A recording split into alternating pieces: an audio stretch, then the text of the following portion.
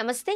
YS Sharmila AP రాజకీయాలకొచ్చి తప్పు చేశారా అన్న కామెంట్స్ కాంగ్రెస్ పార్టీ నుంచే వినపడుతున్నాయి. 2024 ఎన్నికలకు ముందు తెలంగాణ వైఎస్ఆర్ కాంగ్రెస్ పార్టీని కాంగ్రెస్ లో విలీనం చేసిన అనంతరం ఆమె నేరుగా టీపీసీసీ చీఫ్ అయ్యారు. అయితే జగన్ కు చెక్ పెట్టడానికే ఆమెకు అంత పెద్ద పదవిని అప్పగించారు అని భావించిన సీనియర్ నేతలు ఆమెకు సహకరించడం మానేశారు.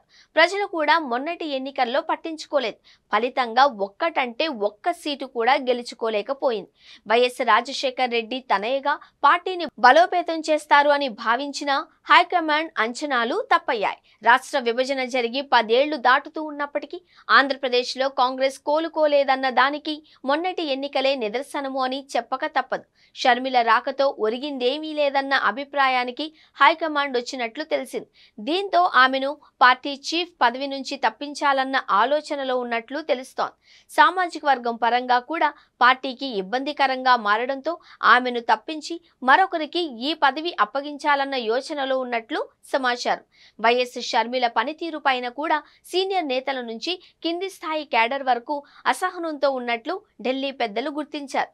పార్టీ కార్యక్రమాలను చేపట్టినా ఎవరికీ సమాచారం ఇవ్వకుండా అంతా సోలోగానే చేస్తున్నారు అని, కేవలం తన చుట్టూ ఉన్న కోటరీ నేతలతోనే ఆమె మాట్లాడి కార్యక్రమాలను రూపొందిస్తున్నారు అని పార్టీ హైకమాండ్ కు పెద్ద సంఖ్యలో ఫిర్యాదులు అందడంతో షర్మిలకు పదవి కంటిన్యూ చేయడంపై పార్టీ అధినాయకత్వం పునరాలోచనలో పడింది అంటున్నారు. అందుకే కార్యక్రమాలకు కూడా సీనియర్ నేతలు ఎవరూ హాజరు కావడం లేదు అంటున్నారు. వైఎస్ జగన్ పైన చేసే విమర్శలు కూటమి ప్రభుత్వంపై చేయకపోవడం కూడా వైఎస్ షర్మిలకు మైనస్ అని, బీజేపీతో పొత్తుతో ఉన్న చంద్రబాబు సర్కారు పట్ల షర్మిల కొంత సానుకూల ధోరణి కొనసాగించడం పార్టీకి దీర్ఘకాలంలో నష్టము అని కొందరు హైకమాండ్ పెద్దలకు సూచించినట్లు తెలిసింది. దీంతో ఆమెను ఆ ప్లేస్ నుంచి తప్పించి కొత్త వారిని ఎంపిక చేయాలన్న ఉద్దేశంతో ఉన్నట్లు ఢిల్లీ వర్గాల నుంచి అందుతున్న సమాచారం.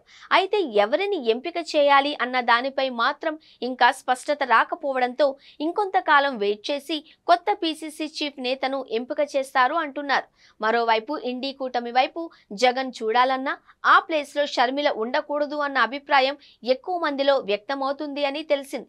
చంద్రబాబు ఎటు బీజేపీని వదిలి బయటకు రారు. ఈ నేపథ్యంలో ఏపీలో కనీస స్థానాలను కైవసం చేసుకోవాలి అంటే జగన్ ను మంచి చేసుకోవడం మంచిది అన్న అభిప్రాయంలోనూ కాంగ్రెస్ అధినాయకత్వం ఉంది.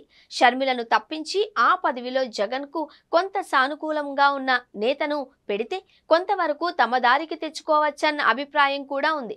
జగన్ కుటుంబంలో విభేదాలు తారాస్థాయికి చేరడంతో పాటు అవి ఆస్తి తగాదాలు కావడంతో అన్నా చెల్లెళ్లు భవిష్యత్తులో ఒక్కటి కావడం కష్టమేనని, అందుకే మరో నేతకు పగ్గాలు అప్పగిస్తే ఇటు జగన్తో సఖ్యతను కొనసాగించి వచ్చే ఎన్నికల నాటికి జగన్ పార్టీతో పొత్తుకు అవకాశం కల్పించేలా హైకమాండ్ అడుగులు వేస్తుంది అని చెబుతున్నారు. ఈ నేపథ్యంలోనే వైఎస్ఆర్ ముఖ్యమంత్రిగా ఉన్న సమయంలో ఆయనకు అత్యంత సన్నిహితుడైన కాంగ్రెస్ నేతల పేర్లను అధినాయకత్వం పరిశీలిస్తుంది అని చెబుతున్నారు. అదే జరిగితే ఈసారి కాపు సామాజిక వర్గానికి పీసీసీ చీఫ్ పదవి దక్కే అవకాశాలు ఉన్నాయన్న లెక్కలు వినపడుతున్నాయి. ఇప్పటి వరకు బీసీ, ఎస్సీ, బ్రాహ్మణ, రెడ్డి సామాజిక వర్గాలకు మాత్రమే పీసీసీ చీఫ్ పదవి అప్పగించారు. తొలి ఏడాది రఘువీరారెడ్డి, తర్వాత సాకే శైలజానాథ్, ఆ తర్వాత గిడుగు రుద్రరాజు, అనంతరం వైఎస్ షర్మిలను నియమించారు. ఈసారి కాపు సామాజిక వర్గానికి ఇవ్వాలన్న ఉద్దేశంతో ఉన్నట్లు తెలిసింది. కాపుల్లో సీనియర్ నేతలకు పీసీసీ చీఫ్ పదవి అప్పగిస్తే ఆ ఓటు బ్యాంకు కోసమైనా జగన్ పొత్తుకు ముందుకు వచ్చే అవకాశం ఉంది అని కూడా హస్తం పార్టీ ఎత్తుగడగా వినిపిస్తోంది. అయితే కాపు సామాజిక వర్గంలో అంత బలమైన నేత ఉభయ గోదావరి జిల్లా నుంచే ఎంపిక చేయాలన్న ఉద్దేశంతో ఉంది. ఈ పరిస్థితుల్లో వైఎస్ షర్మిలకు త్వరలోనే పదవీ గండం తప్పదన్న కామెంట్స్ సొంత పార్టీ నుంచి వినిపిస్తున్నాయి. వైఎస్ షర్మిలకు అవసరమైతే ఏఐసీసీలో ఒక పదవి అప్పగించి పీసీసీ చీఫ్ పదవి నుంచి తప్పించాలన్న యోచనలో కూడా నాయకత్వం ఉన్నట్లు సమాచారం. మొత్తం మీద వైఎస్ షర్మిల సోదరుడిపై పోరాటంలో విఫలం కావడంతో ఆమెను తప్పించాలన్న నిర్ణయానికి కాంగ్రెస్ ఢిల్లీ నాయకత్వం ఒక నిర్ణయానికి వచ్చింది అంటున్నారు. మరి ఏం జరుగుతుందో చూడాలి.